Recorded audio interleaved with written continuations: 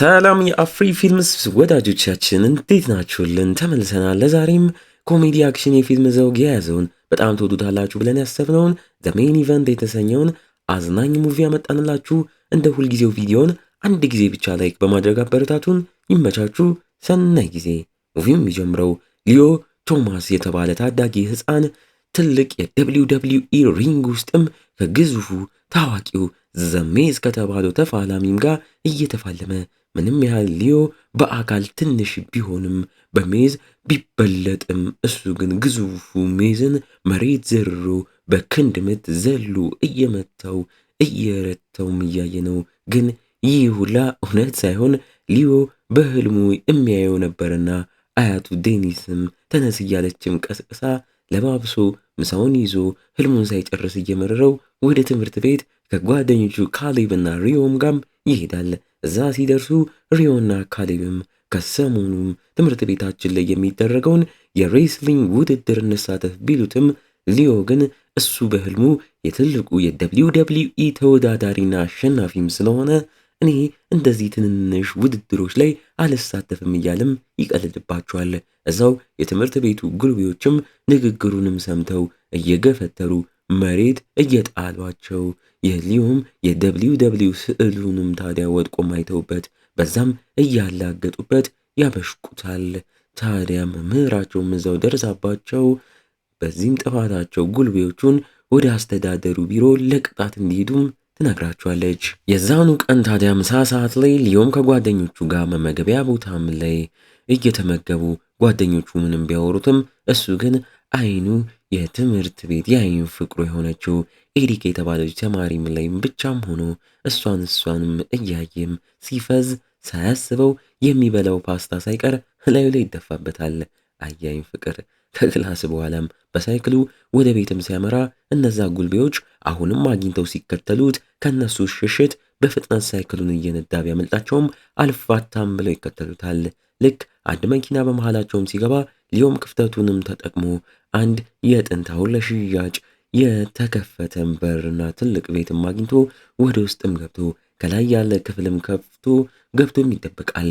ጉልቤዎቹም አይተውት እነሱም ተከታትለው ወደ ትልቁ ቤት ይገባሉ። ሊዮ የገባበት ክፍል ውስጥ የጥንት የWW ሬስሊንግ ተወዳዳሪ ሰው አሁን በሕይወት የሌለ ግለሰብ ዕቃዎችም የተቀመጠበት ክፍል እንደሆነም እያየ ጉልቤዎቹን በሩ ጋር ደርሰው የተዘጋውን በር ሲደበድቡ የቤቱ ባለቤት ደርሶባቸው እንዲወጡም ያደርጋቸዋል። ሊዮም ክፍል ውስጥ ካሉ ዕቃዎች አንድ የቆሸሸ የድሮ ማስክም አግኝቶ እየተገረመ አንስቶ የተፋላሚዎች ማስክ ስለሆነም ሊያደርገው ሲል የቤቱ ባለቤት በሩን ከፍቶም ገብቶ ምን እየሰራ እንዳለም ያፋጧል። ሊዮም እየተርበተበተ ሊደበድቡት ሲል ፈርቶ ወደዚህ እንደገባም ይናገራል። ሰውየው ምን ሲሰማ ምስኪን መሆኑንም ሲያይ አዝኖለት እንደውም እንደ ስጦታ ማስኩንም ሰጥቶ ይሸኘዋል። ሊዮም በደስታ አመስግኖም ይወጣል። ቤት ሲመለስ እንደ ሁልጊዜም ከአያቱ ዴኒስ ጋርም ተቀምጦ በቲቪም የWW ሬስሊንግ ውድድርን በደስታም እየተመለከቱ አባቱ ስቲቭም ከስራም ደክሞት መጥቶ ሰላም እያላቸው ሊዮም በቲቪ ላይ ታዋቂው ዘሜዝም በቅርቡ በጣም ትልቅ የWWE ውድድር ይደረጋል። የመጨረሻው ዙር ራሱ በዚህ ኬጅ ውስጥ ነው የሚደረገው። አሸናፊው ቀጣይ የNXT ተፋላሚ የሚል ማዕረግ ተሰጥቶት ከWWE ጋር ለተከታታይ ለቀጣይ ውድድሮች እንዲሰራ ኮንትራትም ይመቻችለታል። $20,000 አሸናፊ ይሆናል በማለት ማስታወቂያውንም ተናግሮ ሊዮም እየተደሰተ ደስታው እጥፍ ድርብም ያደረገው ደግሞ ይህ ውድድር ራሱ ሊዮ ያለበት ከተማም ሊደረግ መሆኑን ሲሰማም ይፈነድቃል። ዋው! ቀጥሎ ብዙ ጊዜውን ስራ ላይ የሚያሳልፈው አባቱን እያወራ እናቴ ሪቻልስ ከመጣች እኮ ቆየችም ሲለው አባትየው ስቲቭም ወሬውን አስቀይሶ ምግብ ለስራም እያለ ወደ ኪችን ይገባል። የሬቸል እናት የሊዮ አያት ዴኒስም ስቲቭ ጋር ማመርታ ለምን እውነታውን ለሊዮ አነግረውም እያለች እኛም የሊዮ እናት ሬቸል ይህ ቤተሰብ በቃኝ ብላ ሌላ እንዳገባችና አያትየው ዴኒስም ለልጅ ልጇ ሊዮ ብላ ስቲቭ ብዙ ጊዜውን ስራ ላይም ስለሚሆን ልታግዘው አብራቸው እንደምንኖር እየተረዳን ስቲቭ ታዲያ እንዴት ብዬ ለሊዮ እናትህ አንተን ትታ ሄደች እለዋለሁም እያላት ሲቀጥል ደግሞ የ$20,000 ብድር ቤተሰቡ እሱ ስላለበት እኔም ይህን ለመክፈል ውጥረት ላይ ነኝ እያለም ይነግራታል። ከቆይታ በኋላ ሊዮም ወደ ክፍሉም ገብቶ ያንን በስጦታ የተሰጠውን ማስክ አውጥቶም ሲያደርገው ወዲያው ድምፁ ተቀይሮ እንደ ትልቅ ሰው ሲጎረንን ግራ እየተጋባ እያወለቀ ምን እየሆነ እንዳለ ራሱን እየጠየቀ በመስታወት ራሱንም እያየም ያወራል። ይህ ማስክ የሆነ ነገርም አለውም በሚል እንደ ተፋላሚዎች ሊከረባበትም ሞክሮ ከፍ ብሎ ተነስቶ በተደጋጋሚ መከረባበትም ይጀምራል። ሳያስበው ትልቁ ቁም ሳጥኑንም መቶት ሊወድቅበት ሲል በሚገርም መልኩ በአንድ ጣቱ ያንን የሚያክል ቁም ሳጥንም አቁሞ እየመለሰ የማስኩን ፓወርም ተረድቶ ወደ ውጪ ሞቱ የተለያዩ ስፖርቶችን እየሰራ ትልቅ ክብደቶችንም እያነሳ መኪና ሳይቀር በአንድ እጁ እስከ ማንሳትም ሲደርስ ይህንን ሁላም እያየን እንዲሁም ታዲያ ትልቅ ዛፍ በአንድ ምት እስከ መገንደስም ይደርሳል በለው። ሊዮም ክፍሉ ተመልሶ ስላገኘው ማስክና ኃይል በኢንተርኔት ላይ ማጣራትም ጀምሮ ጥንት ከ50 ዓመታትም በፊት አንድ ታዋቂ የሬስሊንግ ተፋላሚ ይህን ማስክ አድርጎ ሀገር ጉዳስ ብሎ እንደነበርና ማስኩም ትልቅ ኃይል እንዳለው ግን ራሱ ማስኩ የየራሱን ተፋላሚ እንደሚመርጥና አንዳንድ የተመረጡ ሰዎች ላይ ብቻ እንደሚሰራም እያነበበ ማስኩ የሆነ ጊዜ ጠፋ። ይኸው አሁን ከታየ 50 ዓመታት እንደተቆጠሩም አንብቦም ይገረማል። በንጋታው ትምህርት ቤትም ሲሄድ እነዛ ጉልቤዎች እንደለመዱት ጓደኞቹንም ሲቀጠቅጡ ማይቶ ወዲያው ማስኩን ኳላ በእጁም በመያዝ ወደ እነሱም አመቶም አቁሙ እያለም ይናገራቸዋል። እነሱም ሲያዩት እየሳቁበት እሱንም ሊቀጠቅጡት ሲጠጉ ወዲያው የቦታውን መብራትም አጥፍቶም ትንሽ ቆይቶ ሲበራ ሁሉም ጉልቤዎች ሎከር በርም ላይ በፓንታቸው ተንጠልጥለው ይታያሉ በለው። በዚህም ሁሉም ተማሪዎችም ይስቁባቸዋል። ሊዮም መብራቱን አጥፍቶ ያንን ካደረገም በኋላ እየተደሰተ ፍቅሩ ኤሪካም ሳይቀር ስራውንም ታያለች። ተማሪዎቹ ሁላም ያጨበጭቡለታል። በቀጣይ ሊዮም ከጓደኞቹ ጋር ቤትም ሆነው በቲቪ በቅርብ ስለሚደረገው የWW ውድድርም እያዩ አንድ ሳምሶን የተባለ ግዙፍ ተወዳዳሪ እንደሚሳተፍና ማንም እንደማይችለው ካሁኑም አሸናፊም ይሆናል እየተባለ እየተገመተም እንዳለም ያያሉ። ሊዮም ክፍሉ ገብቶ ማስኩን አድርጎ እሱም ውድድሩ ላይ ለመመዝገብም አስቦ ምን ብሎ እንደሚሸውድም ተለማምዶ በሳይክሉም ወደ መመዝገቢያውና የመጀመሪያ ምልመላ ወደሚደረግበት ቦታ አምርቶ ማስኩን እንዳደረገ ወደ ውስጥም ገብቶ ለመዝጋቢያውም መሳተፍ እንደሚፈልግ ቢነግራትም እሷ ግን እድሜክ ገና ነው ብትለውም እንዴትም ብሎ ማሳምኖ ኪድ ኬያስ በሚል ስም ይመዘገባል። የመጀመሪያ ንግግር ምልመላ የሚደረግበትም ቦታ ከሌሎች ተወዳዳሪዎች ጋርም ገብቶ ሲገባና አንዱ ወንበር ላይም ሲቀመጥ ሌላ ተወዳዳሪም ወንበሬ ላይ ተቀመጥክ ብሎም አመናጭቆ ሲያስነሳው እዛ የነበረ ስሙዝ ኦፕሬተር የተባለ ሌላ ግዙፍ ተፋላሚም ለሊዮ ወንበር እስከ መልቀቅም ደርሶ ካጠገቡም ያስቀምጠዋል። ቆየት ብሎ የተወራለት ግዙፉ ሳምሶንም ቦታው ላይ ደርሶ ወንበሩ ላይ ሲቀመጥ ወንበሩ ሙሉ እየተሰባበረ ሌሎች ተወዳዳሪዎች ያንን እያዩም ይደናገጣሉ። የፕሮግራሙ መሪ ዘሜዝም እዛ ደርሶ ሁሉንም ተወዳዳሪዎች እንኳን ደህና መጣችሁም በማለት የመጀመሪያ የምልመላ ውድድራቸውንም እንዲጀምሩም ይናገራል። የመጀመሪያውም በርሜል እያነሱ እንዲወረውሩም ስለሆነ ከሁሉም በላይ ሳምሶን አርቆ ቢወረውርም የሊዮ ተራም ሲደርስ በሚገርም መልኩ በቀላሉ በርሜሉንም አርቆም ወርውሮ ከቦታውም እንዲወጣም በማድረግ ያስገርማቸዋል። በቀጣይ የሪንግ ላይ ምት እንዲያሳዩም ተጠይቀው ሊዮም አሁንም የሚገራርሙ ምቶች እያሳየ ጭራሽ በአንድ ላይ ከአንዱ ጫፍ ሌላኛው ጫፍ እየደረሰ ማስደመሙን ይቀጥላል። ምልመላውም ሲያልቅ በሶስተኝነት ደረጃ ሳምሶን፣ በሁለተኝነት ደረጃ ስሙዝ ኦፕሬተርም ሲወጡ በአንደኝነት ደረጃ ሊዮ ኪድ ኬያስም ስሙ ተጠርቶ ሊዮም ማመን እያቃተው ይደሰታል። ጓደኞቹም ቤት ሆነው በቲቪ እሱ መሆኑን ሳያውቁ እየተደሰቱ እሱ መደገፍ ይጀምራሉ። ሊዮም ማታ ላይ ወደ ቤቱ ሳይታይ በድብቅ ቢገባም አያቱ ዴኒስም አልጋው ላይ ተቀምጣ ጠብቃም አግኝታው የት እንደነበረም ታፋጧለች። እሱም ታዲያ የነበረበትን እየተናገረ የውድድሩን ምልመላ ማለፉና በዚህም ውድድር አሸንፎ ገንዘቡን ወስዶ የአባቱን ዕዳ ለመክፈል እንዳሰበ በዛም እናቱ ከተመለሰች ምኞቱ እንደሆነ እየተናገረ ሁሉንም እውነት እንደሚያቅም ይነግራታል። በቀጣይ ቀን ትምህርት ቤት ላይም ከጓደኞቹ ጋር ላይብረሪ በተቀመጡበት ሰዓት ከርቀት የአይን ፍቅሩ ኤሪካን እያያት ማውራት ቢፈልግም ድፍረቱን አጥቶ ጓደኞቹም ሞራል ሰጥተውትም ይሄዳል። ቢሄድም በመጽሐፍ መደርደሪያው በኩል ተከልሎ ማስኩን ለድፍረት አድርጎ በጎረነው ድምፁም ሳታየው ያወራታል። ኤሪካ ግን እንደምንም አይታው አውርታው ዛሬ በስልክ ለማውራት እንዲሁም ደውላለት ቤትም መታ አብረው ለማጥናትም ስትስማማ ሊዮም በደስታ ብዛት ብድግ ብሎም ይከረባበታል። በንጋታው የWW NXT ቻምፒዮንሺፕ ውድድርም በይፋ ተጀምሮ ሌሊስ የተባለች ሴት ተፋላሚም ተቀናቃኟን ስትረታ በተመሳሳይ ስሙዝ ኦፕሬተር እና ሳምሶንም የመጀመሪያ ዙሪያቸውን በድል እየተወጡ የሊዮ ተራም ደርሶ ካውቦይ ከተፋለ ተፋላሚም ጋር ተፋልሞ ምንም ያህል ቢታገለውም አቅቶት ካውቦይም ታዲያ አንስቶ መሬት አፍርጦ እላዩ ላይ ተኝቶ ለማሸነፍ ማስቆጠር ይጀምራል። በዚህ ጊዜ ሊዮም እንደምንም ኃይሏን አሰባስቦ በኃይልም ገፍትሮ ወደ ላይ ይወረውረዋል።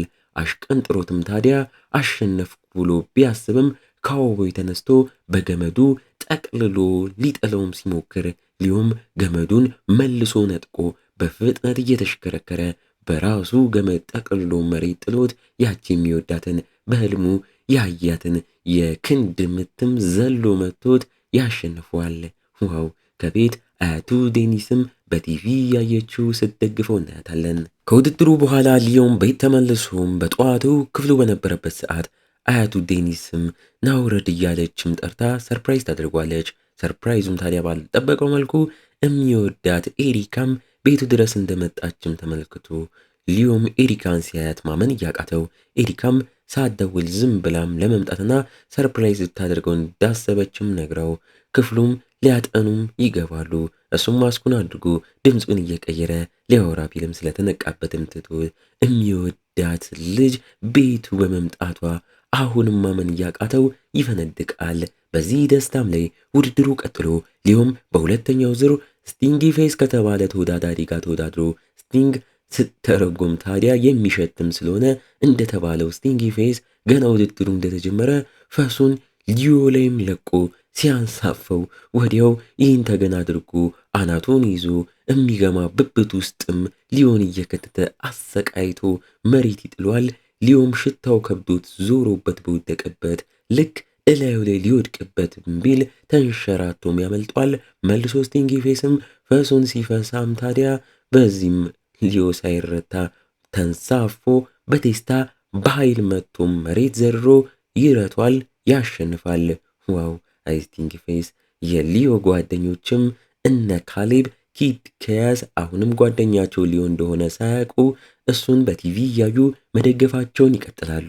በንጋታው ጠዋትም ሊዮም ወደ ትምህርት ቤት ሊሄድ ሲወጣ አባቱ ስቲቭ እያስቆመው ኤሪካ ምንክናት ማነች እያለ ሊጠይቀውና ሊያሳፍረው ቢሞክርም መልሶ ሊዮም ጥያቄውን አዙሮ እናቴ ከመጣች ቆየች ለምን አትመጣም በሚል ሲጠይቅ ስቲቭ ወዲያው ወሬውን አስቀይሶ እንዴት ያደርጓል።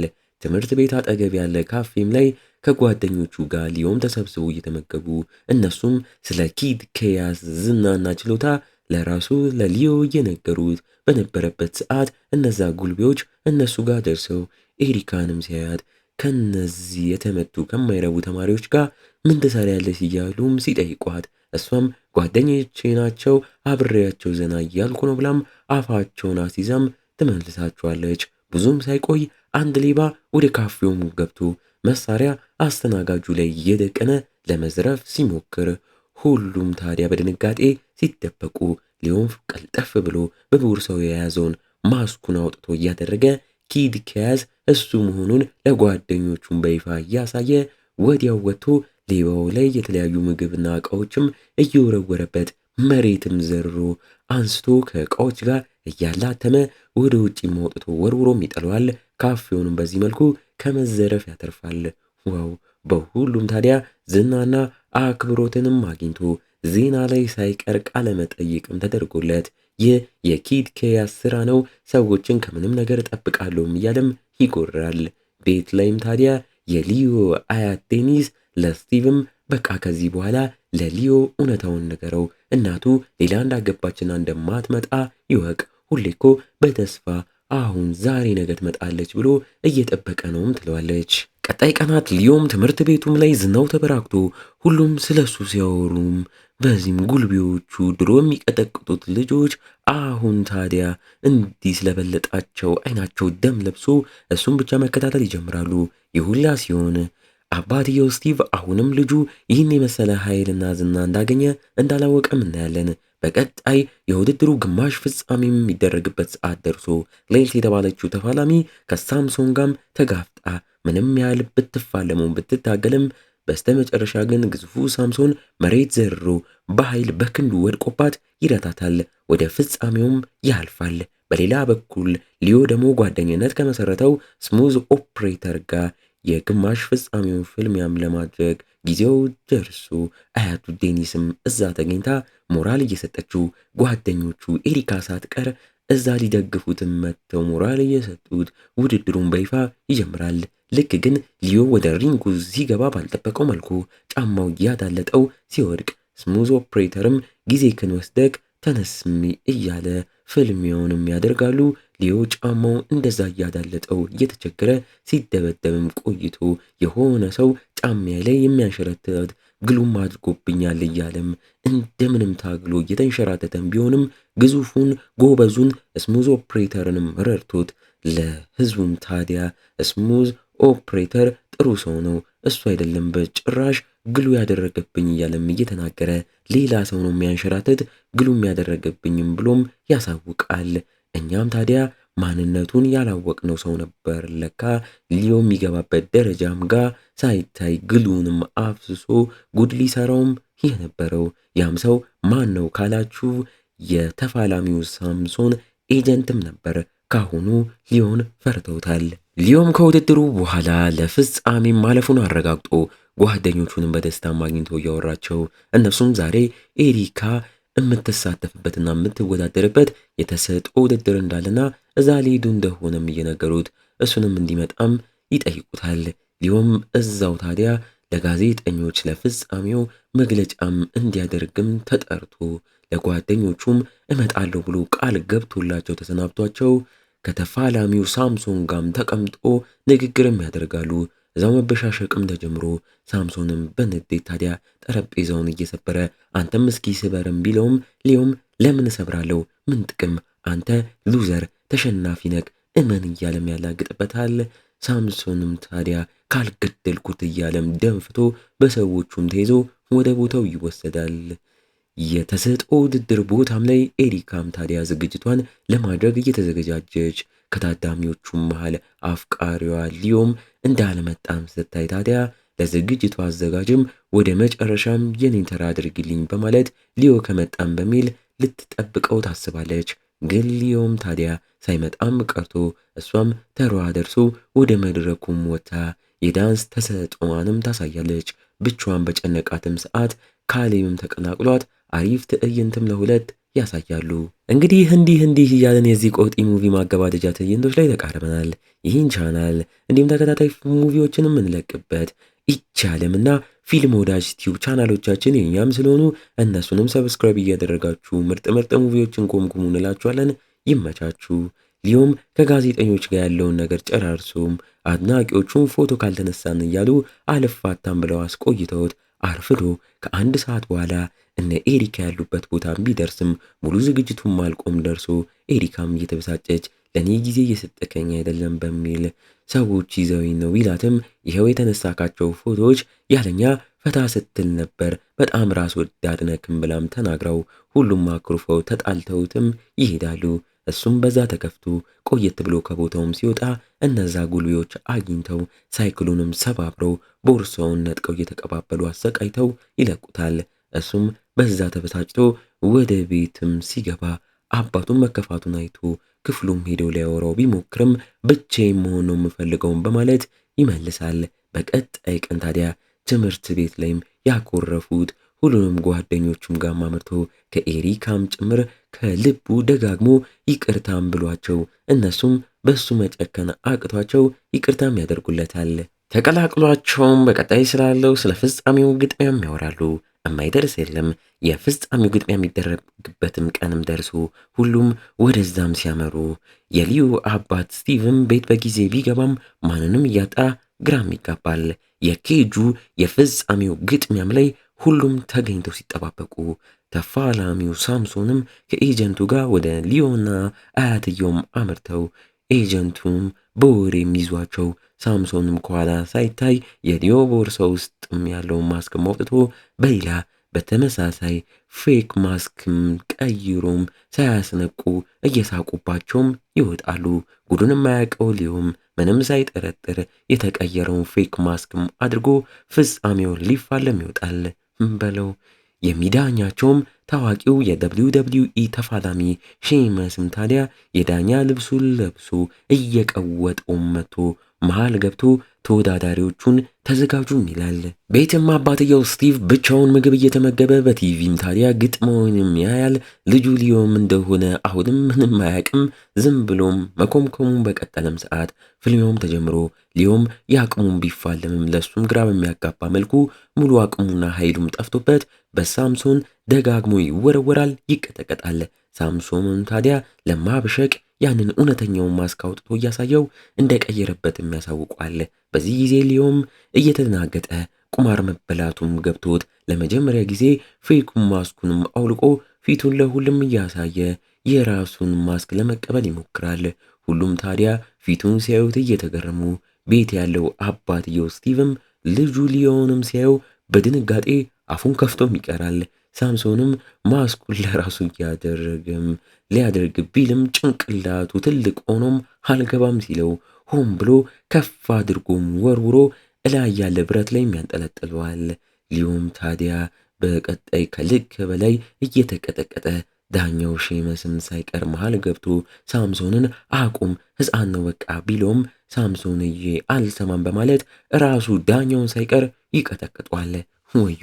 ወደ ሊዮ ደግሞ ሲዞር አሽከርክሮም ሲወረውረው ሊዮም ከላይ ተንጠልጥሎ ለማስኩም ይቀርባል። እዛው ኬት መጣ ሳይባል አባቱ ስቲቭም ደርሶ ልጁን ሊረዳውም እየሞከረ ሳምሶንም እየተንጠላጠለ ሊዮን ለመያዝ ሊወጣም ሲታገል ስቲቭ ታዲያ ድሮ ያወራነውን አስታውስ፣ ሁሉም ተፋላሚዎች የየራሳቸው መጥፎም ጎን አላቸውም ሲለው ሳምሶንም ታዲያ ሰምቶ የሱ መጥፎ ጎን ከፍታ መፍራቱም ስለነበረ ያም ትዝ ብሎት አዙሮት ከነበረበት ቦታም ታዲያ ቁልቁል ወርዶ ተከስክሶ ራሱን ይስታል።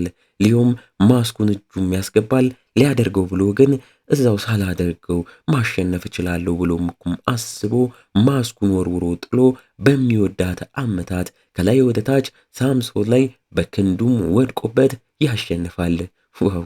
በስተመጨረሻም ትዕይንቱም ላይ ሊዮም ያለ ማስኩ የውድድሩ አሸናፊም ሆኖ ሽልማቱንም ይቀበላል። ለቀጣይ ውድድሮችም ጓደኝነት ከመሰረተው ስሙዝ ኦፕሬተርም ታዲያ በእሱ ምትክ WWE ላይ እንዲሳተፍ እሱን ይፈቅድለታል።